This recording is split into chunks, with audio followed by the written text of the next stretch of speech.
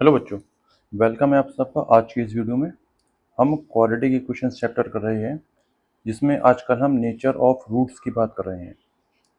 ठीक है, nature of roots मतलब जो किसी भी क्वाड्रेटिक इक्वेशन की जो रूट्स होती हैं उनका नेचर, मतलब वो जो रूट्स हैं वो क्या रियल रूट्स हैं, अगर हैं तो क्या दोनों अलग अलग हैं या इक्वल हैं।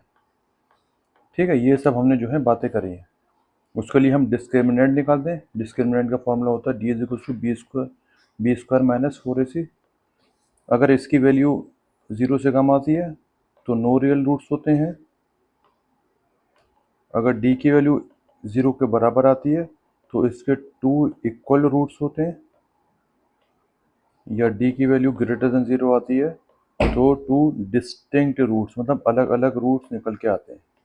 ये चीज़ हमने सीखी थी। अब इसी से रिलेटेड हम लोग क्वेश्चंस कर रहे हैं। फर्स्ट क्वेश्चन है find the discriminant of the quadratic equation. ये क्वाड्रेटिक इक्वेशन दे रही है, इसके डिस्क्रिमिनेंट निकालना है। And hence find the nature of the roots.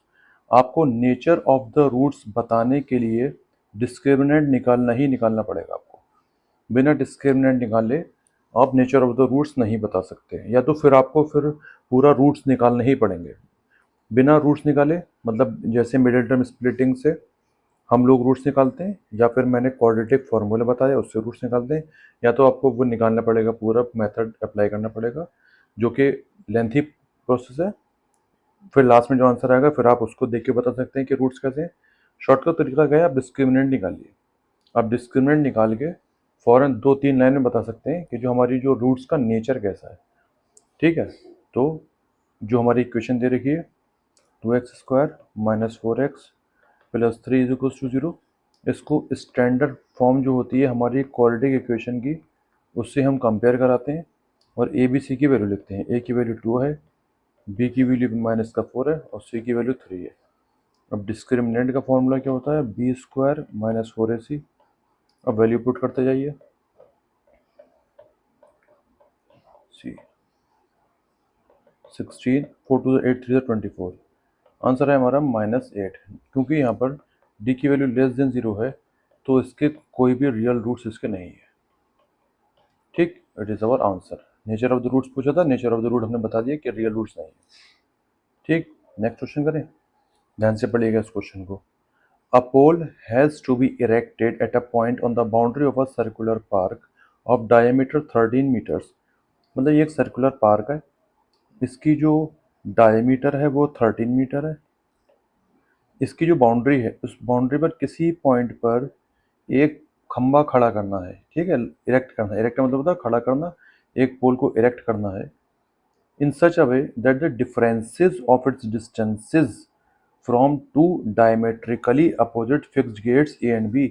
मतलब जो गेट ए और बी हैं वो डायमेट्रिकली अपोजिट साइड्स पर हैं। ठीक है, जो डायमीटर बनेगा उसके अपोजिट जो ज्वाइन करेगी लाइन, वहाँ पर गेट्स ए और बी हैं। फिर से पढ़ लेते हैं। जो डायमीटर 13 मीटर है in such a way that the differences of the distances from two diametrically opposite fixed gates A and B on the boundary is 7 metre. क्या मतलब हुआ, मतलब इस बाउंड्री को आप पी मान लिए, सॉरी जहाँ पर हम पोल खड़ा कर रहे हैं, ए से बी को ज्वाइन करिए और बी से पी को ज्वाइन करिए। ये कह रहे हैं ये जो दो साइड हैं बी पी और ए पी, इनके बीच का जो डिफरेंस है वो 7 होना चाहिए।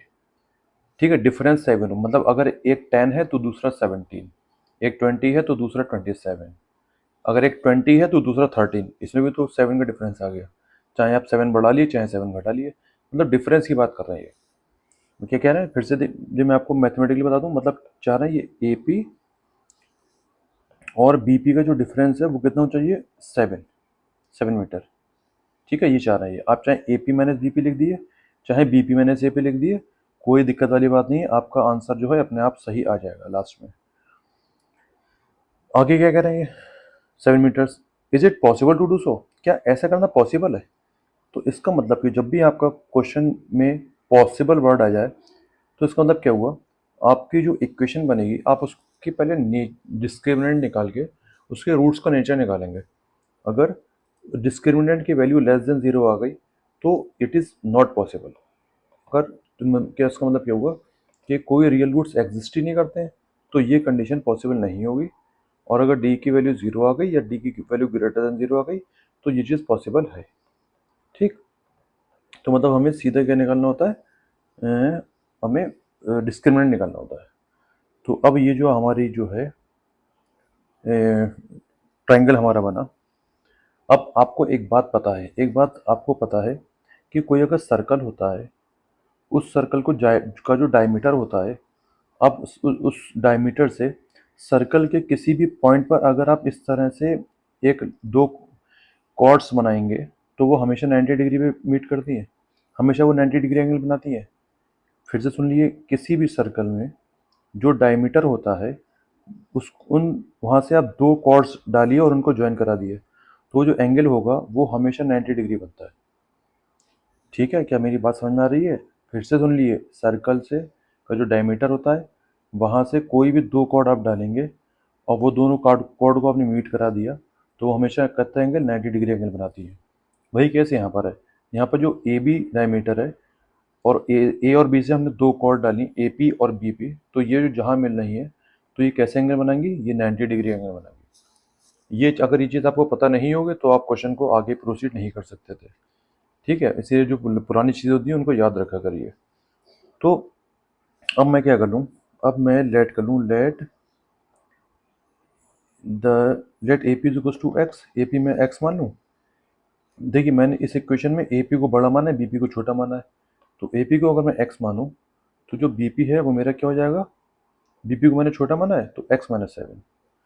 क्या मेरी बात समझ में आ रही है आपको? मैंने आप ए पी और बी पी में से किसी को भी छोटा किसी को बड़ा मान सकती हैं। बस आप जो है आपके इक्वेशन जो बनाएंगे वो सही होनी चाहिए। अगर ए पी को बड़ा माना तो A P minus B P is equal to 7 लिख दिया। अगर बी पी को बड़ा मानेंगे तो B P minus A P is equal to 7 लिख दिएगा, कोई दिक्कत वाली बात नहीं है। ठीक, अब ए पी मैंने एक्स माना और बी पी मैंने क्या माना, x minus 7। So now in right angle triangle A P B by Pythagoras theorem, Pythagoras theorem क्या होती है, हाई ब्लड प्रेशर। ठीक, एच क्या है हमारा, ए बी का स्क्वायर, बेस क्या है, बी पी का स्क्वायर, और परपेंडिकुलर क्या है, ए पी का स्क्वायर। अब क्या वैल्यू पुट करते हैं, ए बी की वैल्यू 13 दे रखी है हाइपोटेनस की, बी पी की वैल्यू मैंने एक्स माइनस 7 ले लूँ और ए पी की वैल्यू एक्स ले लूँ।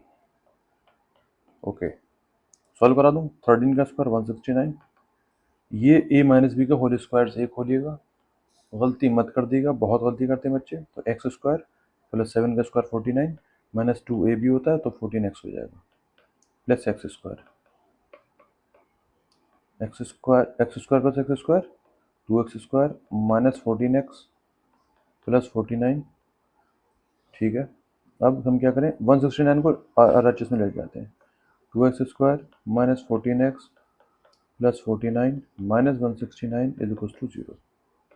2 x square minus 14 x minus 120 is equal to 0। इस इक्वेशन में से मैं 2 कॉमन ले लूँ, minus 7 x minus 60 is equal to 0। तो x square minus 7 x minus 60 is equal to 0, ये मेरी इक्वेशन बन गई। अब सबसे पहले हमें काम क्या करना था, हमसे ये पूछ रहे हैं क्या ये चीज़ पॉसिबल भी है, तो पॉसिबल के लिए हम पहले डिस्क्रिमिनेंट निकालेंगे। तो हेयर यहाँ पर ए की वैल्यू है 1, बी की वैल्यू माइनस 7, सी की वैल्यू माइनस 60, तो D is equal to B square minus 4ac, B की वैल्यू माइनस 7, ए की वैल्यू 1, सी की वैल्यू माइनस 60, ये 49 और माइनस माइनस प्लस 240, 289 आ जाएगा मेरा डिस्क्रिमिनेंट। क्योंकि डिस्क्रिमिनेंट जो है ग्रेटर देन 0 है तो इसके 2 डिस्टिंक्ट रूट्स होंगे, इसका मतलब है ये कंडीशन हमारी पॉसिबल है।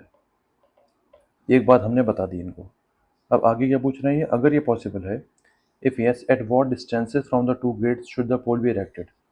मतलब सीधी सी बात, हमसे ये एक्स की वैल्यू निकलवाना चाह रहे हैं।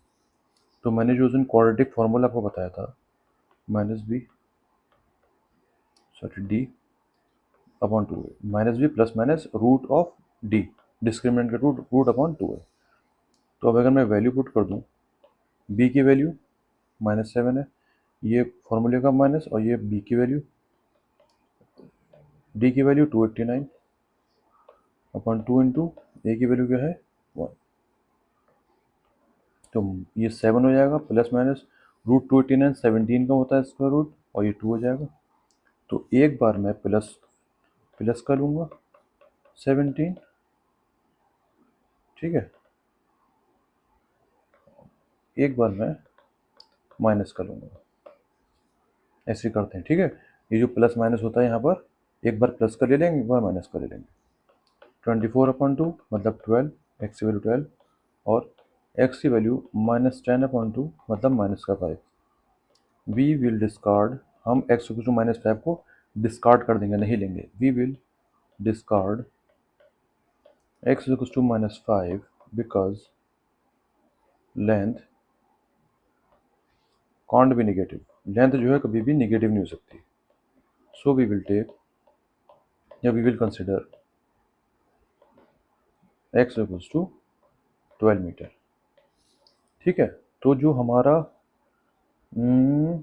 ए पी एक्स है, ए पी एक्स है, ए पी हमारा एक्स था, और बी पी मेरा जो था x-7 था।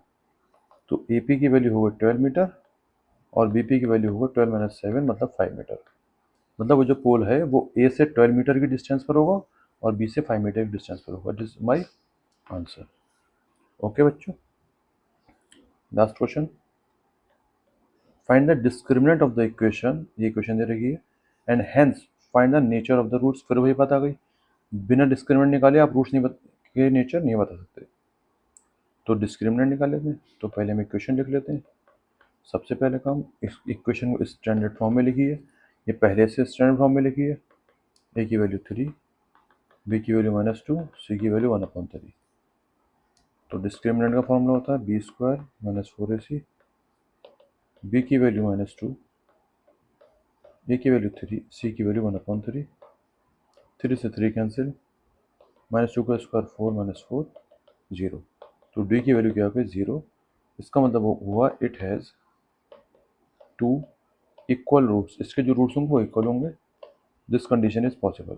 तो सॉरी क्या पूछा था इसमें, रूट्स पे, and hence find them if they are real. Roots हमारे रियल है तो रूट्स को निकालना है।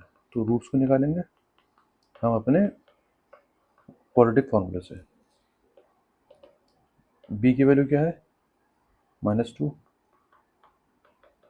डी की वैल्यू क्या है 0, ए की वैल्यू क्या है 3।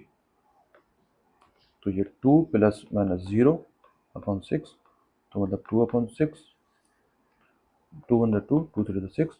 तो x = 1/3, और इसको ऐसे करके 2 बार लिख देंगे क्योंकि रूट्स हमारे 2 होंगे, ठीक है, दोनों इक्वल है, तो ये हमारा आंसर हो जाएगा।